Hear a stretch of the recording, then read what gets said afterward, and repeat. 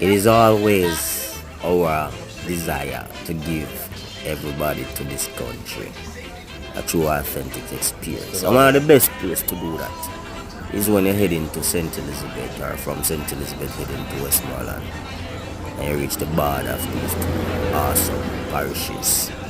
You come up and here they call border. Which is very renowned for its fried fish and Bammy.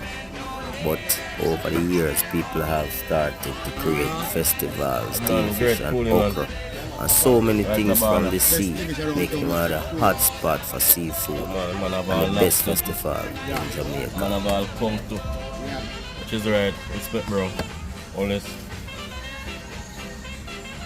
Hot thing.